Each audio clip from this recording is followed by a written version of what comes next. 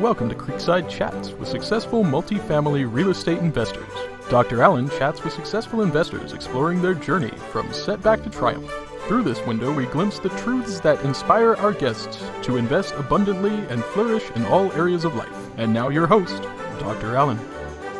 Welcome to Creekside Chats with successful multifamily real estate investors, where we delve deep into the lives of our successful guests to learn the secrets of thriving to flourish abundantly in all areas of life. I'm your host, Dr. Allen.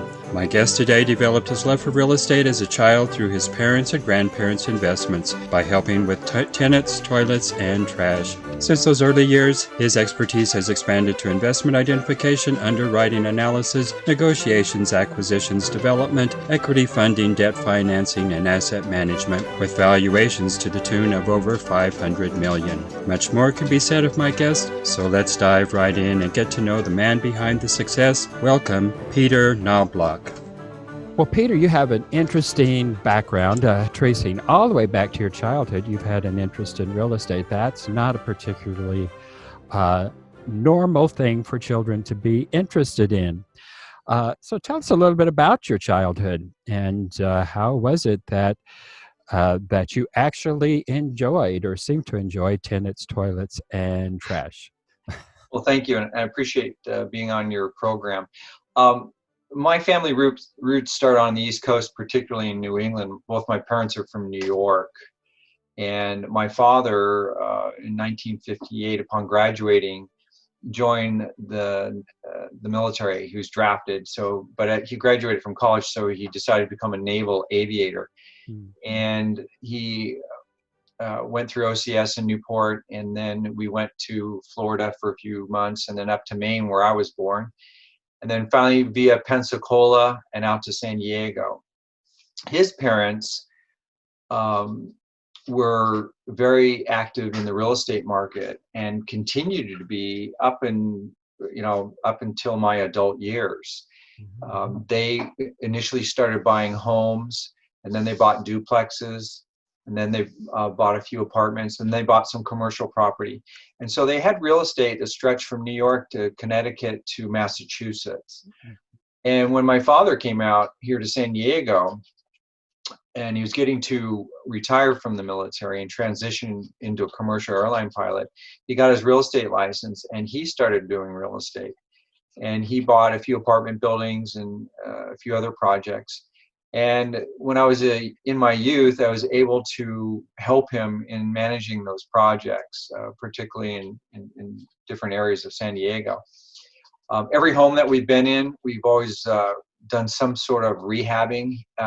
When my father was a young man, my grandfather purchased some real estate in Cape Cod, particularly Wellfleet, raw land in the early 50s, and during the summer, they built a 2-story home on Cape Cod. So I come from a construction, if you will, rehabbing background. Every home we've lived in, we've always done some sort of construction. When I was 8 years old, my parents bought a lot in San Diego and built a 2-story home there. So I've been around it, per force, if you will, throughout my life. One summer when I was 15, I helped a gentleman across the street build his 2-story home. And then at the same time, we built an addition to our home. And so it was a lot of construction, a lot of hands-on work. So that's really where it all kind of started. And when I was fresh out of college, I started working at a small boutique investment banking firm. And my job responsibility was to find multifamily apartments for syndication, because we had a pool of high net worth investors who were looking for high quality investments. So my job was to basically, from the cradle to the grave, find, identify, analyze, underwrite, and then create the investment working with our attorneys. We do our Reg D offerings, and then fund it through our investors, do the bank loan negotiations, and then we'd hand it over to our property management division, and then we'd go out and get more. And a little over a year and a half, we got up to 344 doors of properties. And what we looked for particularly were Class B, B minus, maybe a C. but the key word was we were looking for value-added opportunities. They were undermanaged, mismanaged.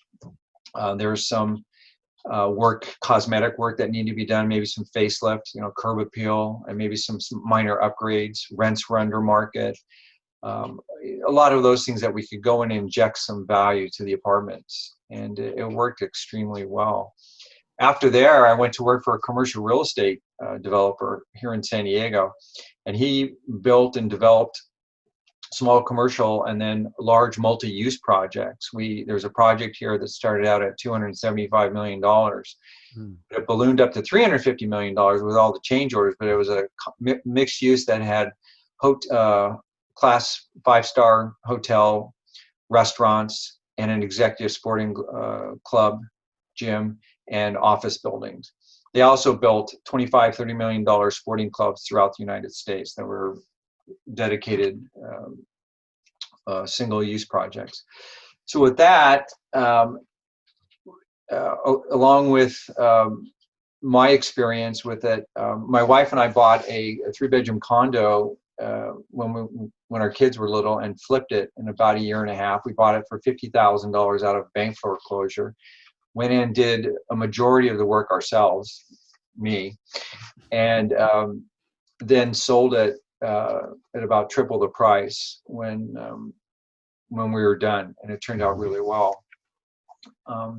I really, really enjoy real estate. I think it's absolutely fabulous, and right now, presently looking to re-engage in the multifamily market. I've set up a company. I've got all the back office and infrastructure put together, and I've been actively looking, of course. And then, unfortunately, with the onset of the virus, it's things have significantly slowed down, at present. Right. I actually think, though, that there's going to be a lot of buying opportunities here in the next few months, where it's really been a very competitive market up until now. But I think things are going to shift here, and there's going to be some really good buying opportunities. I agree 100%. One of the things I learned from my grandparents and my father, and from my own experience, is that in an up market and a down market, there's always buyers and sellers. The analogy I use is kind of like a large multi-level parking structure in a mall. There's always cars going in and cars coming out, and sometimes it's going to be a little bit more busy and sometimes it's going to be slow. But the point being is, people will be coming in there, people will be exiting all the time. And so you just have to be diligent and consistent, know exactly what you're looking for, what your buying criteria is, your investment criteria is, and keep looking and not give up, and something will show up. Well, Peter, you have a very thorough, very well-rounded background and lots of expertise, and from various different segments of the market. So I'm sure you're going to be very successful in your endeavors here. But let's go back to your childhood and think of one of your more memorable experiences as a child, and share with us what that was. Well, that's an open-ended question. I'm the second oldest of 5 children, and I think, well, the first thing that comes to mind, I remember when I was probably 9 years old, leaving my house to go play with my friends. Back then in our neighborhood, there were 10 to 15 of us, running around, playing, and sometimes creating trouble. But I felt that I was the luckiest kid in the world. I had a family, I had a beautiful home, lived in a great neighborhood, very fortunate, very blessed. And my general disposition is one of optimism and, coupled with pragmatism. But I think that my view on life and the world helped me grow in a way to, notwithstanding the challenges that we face, to look for the silver lining in things, if you will. I recently read a book, and reading a number of different books, but one that has gained favor in the most recent times was, Daily Stoics. And there's a book called The Obstacle is the Way. And these ancient philosophies apply to us in current days because human nature never changes. I mean, generally speaking, human nature has always been the same. You take a general populace and you can see consistency in all different degrees and levels of human nature in terms of good and bad, unfortunately. But getting back to my perspective is that notwithstanding the challenges that come at you, if you persist, if you keep moving forward, because for me, my definition of faith is taking action, doing something. Some days you'll be moving an inch, some days you'll be moving, a yard. But the point I'm trying to make is that there's so much good out there, and there's so many great opportunities that the point is to keep trying and keep moving forward. Well, in terms of looking at this from personality perspective, we know that there's all sorts of different personalities. Some of them are rosy personalities, and some people just come into the world with less rosy dispositions. So it seems like you kind of came into the world with a fairly rosy disposition. But even if you come into the world like that, you still have to have something within your life that helps you to develop that so that you have a consistency in that throughout your lifespan. Where do you think you learned that? Where did you pick it up? Was it from parents? Was it just intuitive? Well, that's a great question. I think the answer is E, all the above. Let me give you an example. We all come pre-wired in this world with generally speaking, a certain temperament and disposition. When I was a kid, I mean, very young, probably 3-4 years old, my parents used to tell me that when they took me to the mall, I would wander off and just go and talk to adults. I would walk up. Yeah, I would walk up to an adult and look at him and say, "Hi, my name's Peter. What's your name? What do you do? What are you doing here?" I would just go engage, and it drove my parents nuts because, I just wander off. But that's carried with me throughout my life because I've never, ever had an issue with public speaking. And I've given a number of public speeches, the largest one being to a crowd of about 1,000 newly sworn in citizens, on Citizens Day. Wow. But to your point, my mother is a woman of great faith, and I was brought up in a religious home, and I've always believed in God, and there's never been a time in my life where I didn't. I've always had a very close relationship with God and Jesus Christ, and that has kept me grounded. Like all of us, we struggle with our own weaknesses and our shortcomings. Yet, I feel very confident in the fact that we're here for a particular purpose, and that we came from. Before we came to this earth, we live with, our Heavenly Father as a family, and that life will go on, after we pass through. But the purpose that we're here, at least in my mind, is to learn how to be the best that we can, through morality and virtue, and to control and bridle our passions and emotions as appropriate, and to serve one another, and to be a blessing in other people's lives. And that's the general current that has run through my life. It's manifested itself more so at times and less times at others, particularly in trying times, when you're young, going through your teenage years where you're trying to figure things out, and it's more of a struggle. But now, looking back, having been married for 38 years, having blessed with 6 children, and now grandchildren, I consider myself to be very, very fortunate, very lucky, and very, very blessed. Well, today my guest is Peter Knobloch, and he has extensive experience in real estate, from investment identification, underwriting analysis, negotiations, acquisitions, development, equity funding, debt financing, asset management, and valuations to the tune of $500 million. So we're pleased to have Peter with us today. Well, Peter, all successful people, and you have touched on this just a little bit here, but all successful people have had to learn how to deal with adversity and setbacks. So can you think of a time in your life, a particularly difficult challenge and setback that came into your life, and what was it, and how did you deal with that? Wow. Well, I think of the business dealings that I've had. I've been an entrepreneur for most of my life, and being an entrepreneur, you take far more risk, generally speaking, in terms of investment and opportunity.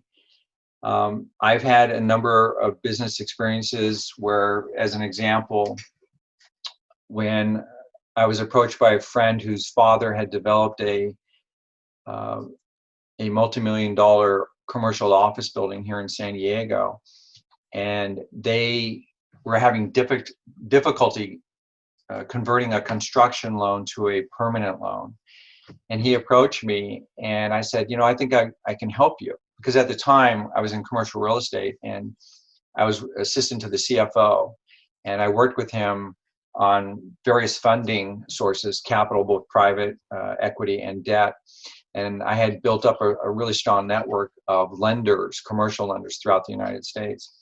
So bottom line is, I did a due diligence on his project, put together a package, and I found a lender. And long story short, I was able to help them convert the construction loan to a permanent loan. And I had included a small, very small nominal fee as part of the package.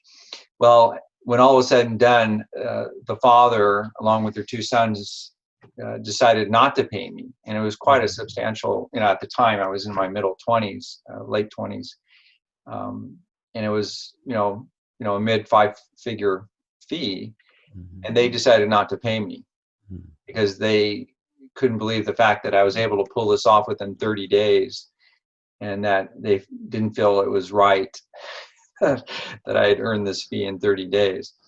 And it was devastating, absolutely devastating, because he was a friend. And he'd come to you. You hadn't even exactly solicited him. Yeah. Yeah. And it was probably one of the biggest initial disappointments I've ever had in my life so far as business opportunities go. It was really a kind of a punch to the gut. It sounds like not just a business disappointment, but it sounds like a real personal disappointment. It was personal betrayal there. Yeah, exactly. And so,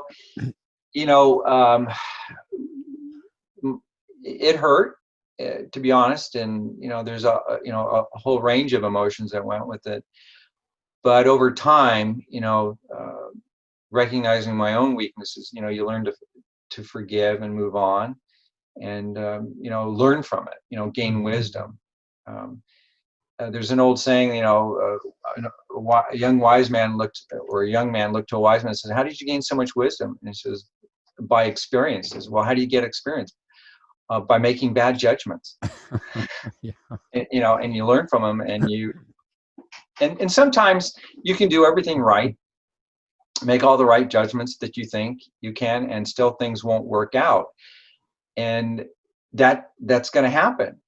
Again, the underlying principle is just to not give up and keep trying and moving forward. Something will happen. If you keep working at it, whatever you're doing, and you feel it's right, something good will happen. Well, you had mentioned working through that process and coming to a point of forgiveness.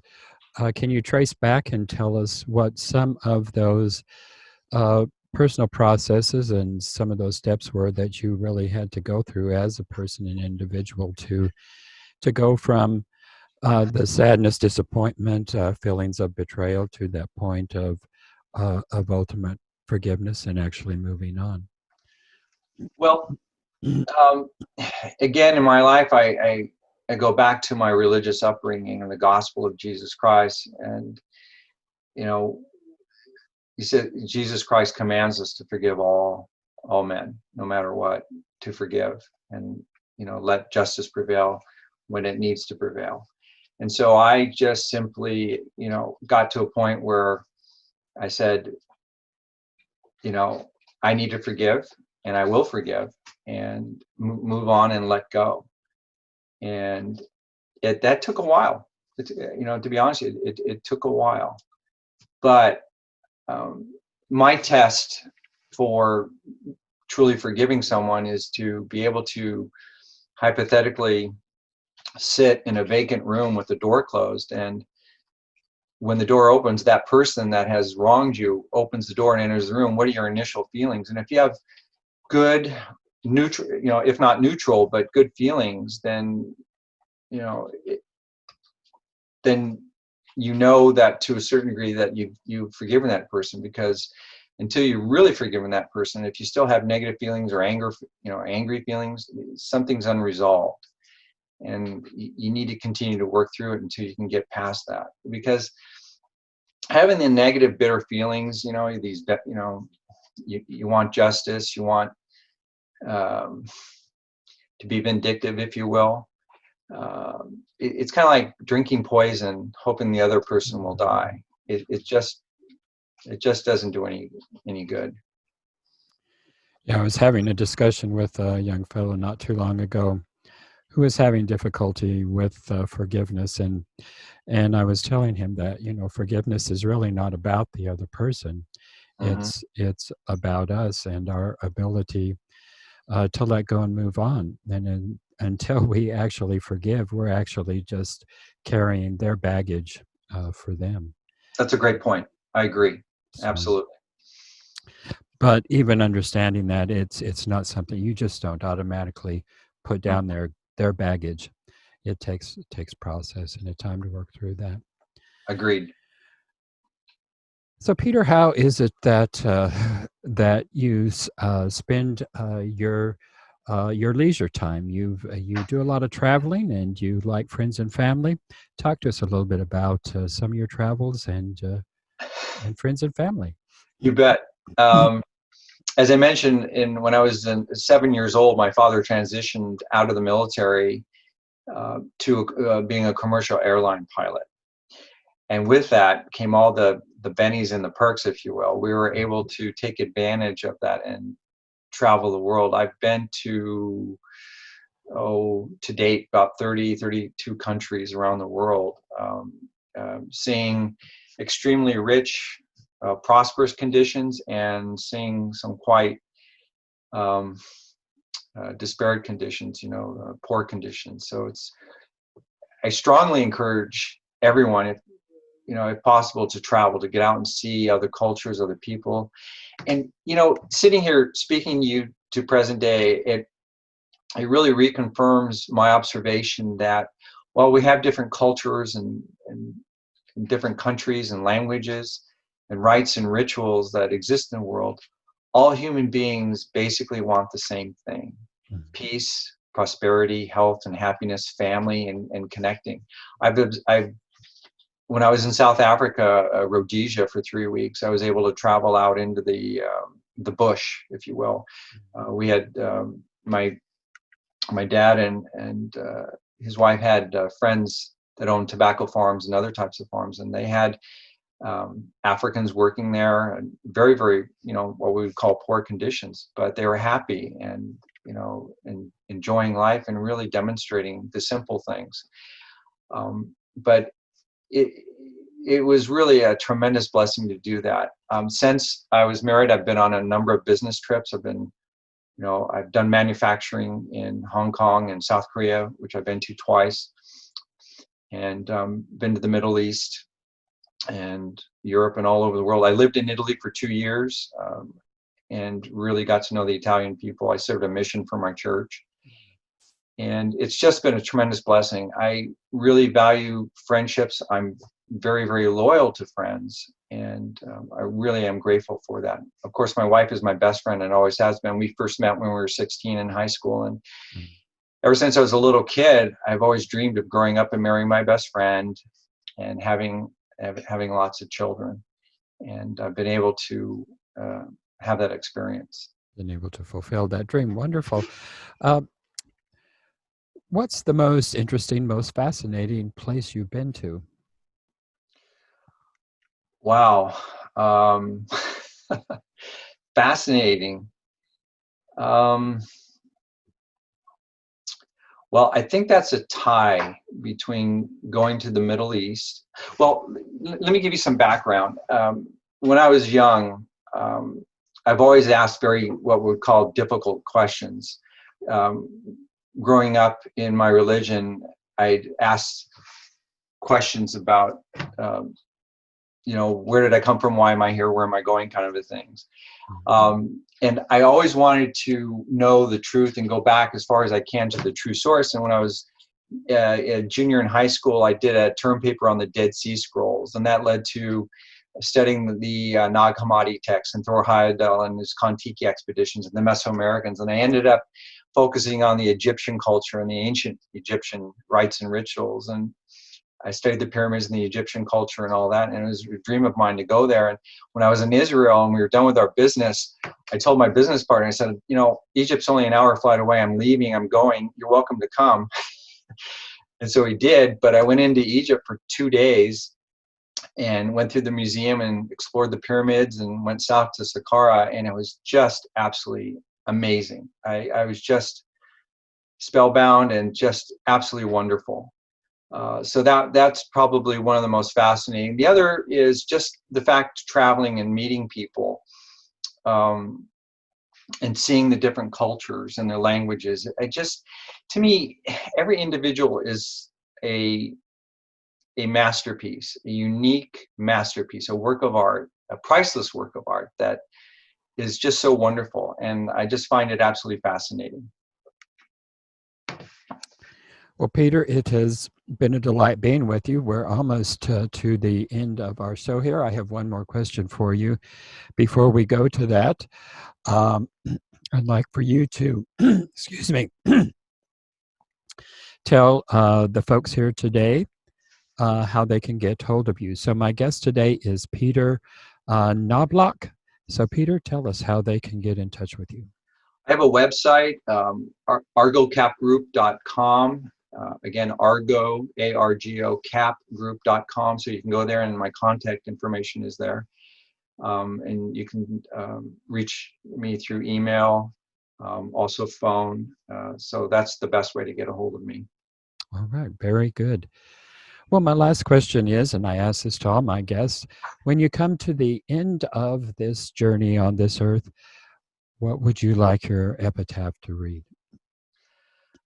That's a great question. Well, my first answer is onward and upward. But what would I like to be remembered for? That I was a good husband, a good father, and a good friend. And it sounds like you're well on that journey. Well, Peter, it's been a delight. Thank you for taking the time, and I appreciate your being here. Well, thank you very much. I really enjoyed it. Thank you for tuning in to Creekside Chats with successful multifamily real estate investors, brought to you by Steed Talker Capital. Steed Talker Capital works with both new and established investors nationwide, creating opportunities to flourish in all areas of life. As part of our efforts to make the world a better place, Steed Talker Capital contributes to activities and organizations committed to better understand the equine. These endeavors attempt to enhance the human treatment of horses worldwide. Steed Talker Capital, working for a world where all creatures great and small flourish abundantly. For resources to enhance your well-being through multifamily real estate investment, connect with us online at capital.steedtalker.com.